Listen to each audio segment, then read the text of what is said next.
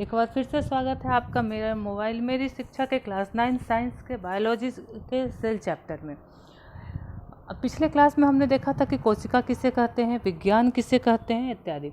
आज के क्लास में हम देखेंगे कि कोशिका सिद्धांत क्या है और कोशिका की बेसिक संरचना क्या है। तो कोशिका सिद्धांत क्या है, और दिया किसने? कोशिका सिद्धांत को स्लाइडेन और स्वान ने दिया।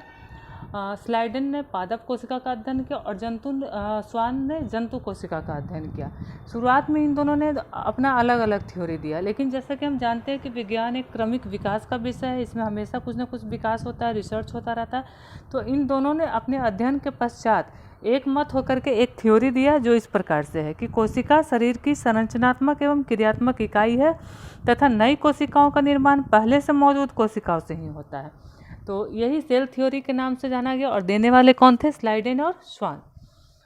तो स्लाइडेन ने पादप कोशिका का अध्ययन किया, स्वान ने जंतु कोशिका का अध्ययन किया और इसे कोशिका सिद्धांत या सेल थ्योरी के नाम से जाना गया। अब हम लोग बात करते हैं कोशिका के बेसिक स्ट्रक्चर की।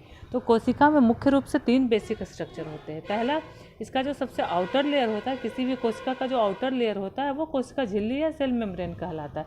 इसे प्लाज्मा मेम्ब्रेन भी कहा जाता है, कोशिका झिल्ली भी कहा जाता है। ठीक है। तो और ये बना होता है किस चीज़ का? प्रोटीन और लिपिड का बना होता है। सेमी परमिएबल होता है, यहाँ मैंने लिखा है outer layer of the cell. ये सेल का सबसे आउटर लेयर होता है। सेमी परमिएबल होता है, यानी कि कुछ चीज़ें अंदर आ सकती है, कुछ चीज़ें बाहर जा सकती है, सारी चीज़ें नहीं। प्रोटीन लिपिड, ये प्रोटीन और लिपिड का बना होता है, यानी कि इसमें 2 लेयर प्रोटीन होता है और 1 लेयर लिपिड होता है। ऐसा 2 लेयर प्रोटीन ऊपर नीचे, बीच में लिपिड। इसे सैंडविच से कंपेयर करके इसका सैंडविच मॉडल बोला गया। या इसे फ्लूइड मोज़ेक मॉडल भी कहा जाता है, जिसे सिंगर एवं निकोलसन ने दिया था। तो यहाँ पे ये इम्पॉर्टेंट है कि फ्लूइड मोज़ेक मॉडल किसने दिया था? तो सिंगर एवं निकोलसन ने दिया था। कोशिका झिल्ली किस चीज़ का बना होता है? तो 2 लेयर प्रोटीन का और 1 लेयर लिपिड का। ठीक है। इसका कार्य क्या होता है? यह अणुओं के आदान प्रदान में सहायक होता है, अणु को बाहर निकलने में और अंदर आने में मदद करता है। यह कोशिकाओं को एक आकार प्रदान करता है। दूसरा, ये 2 कोशिकाओं के जीव द्रव्य को अलग रखता है, नहीं तो क्या होगा कि ये दोनों आपस में मिल जाते। तो इसका एक मुख्य कार्य यह है कि यह कोशिका को दूसरे कोशिका के जीव द्रव्य से अलग रखने का कार्य करता है। ठीक है। अब बात करते हैं दूसरे स्ट्रक्चर की, साइटोप्लाज्म या कोशिका द्रव्य की।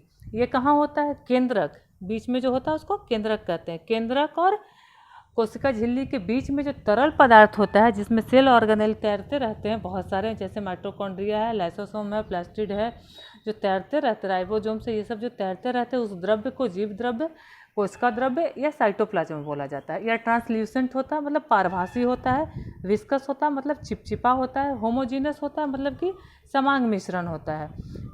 समांग मिश्रण मतलब अगर आप यहाँ से जीव द्रव्य उठा लो या यहाँ से उठा लो, दोनों का स्ट्रक्चर कंपोजिशन समान होगा, तो ये समांगी मिश्रण कहलाता है। तीसरा होता है, third one important part of cell is nucleus, जिसकी खोज रॉबर्ट ब्राउन ने किया था 1831 में। इसे ब्रेन ऑफ सेल की भी संज्ञा दी गई है, या हेडक्वार्टर ऑफ सेल भी कहा जाता है। क्यों कहा जाता है?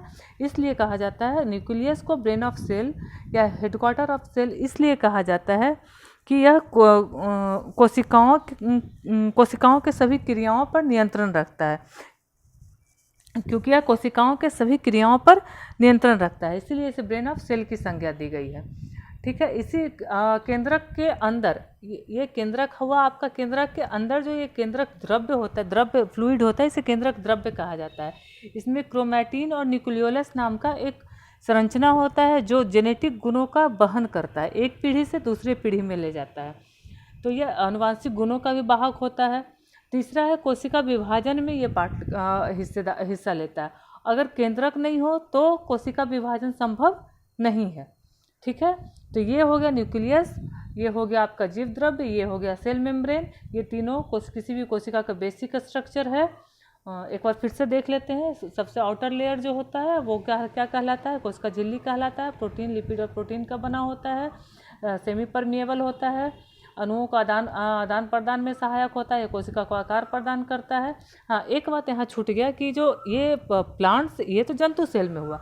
अगर हम लोग प्लांट सेल की बात करें तो उसमें इसके बाहर, इसके आउटर में ये आउटर लेयर हुआ, इसके भी आउटर में क्या होता है, सेल वॉल की नामक संरचना होती है, जो किससे बनी होती है, सेल्यूलोज से बनी होती है।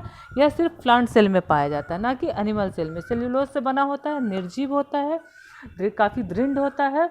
और इसे एक छोटे से उदाहरण से समझ सकते हैं कि बहुत कड़ाके की ठंड में या बहुत अधिक गर्मी में भी पेड़ पौधे वातावरण में बाहर रह लेते हैं। क्यों?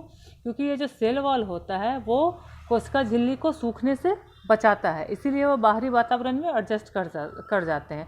तो ये इस पॉइंट को ध्यान में रखेंगे तो ये बात अपने आप याद रहेगी कि पादप कोशिकाओं में सेल वॉल होता है और जंतु कोशिकाओं में नहीं होता है। ठीक है। दूसरा था साइटोप्लाज्म। यह न्यूक्लियस और सेल वॉल कोशिका झिल्ली के बीच में जो तरल पदार्थ होता है उसको साइटोप्लाज्म कहा जाता है। इसमें बहुत सारे ऑर्गेनेल तैरते रहते हैं। Third one important part is nucleus. इसे ब्रेन ऑफ सेल भी कहा जाता है क्योंकि यह कोशिकाओं के सारे कार्य को नियंत्रित करता है।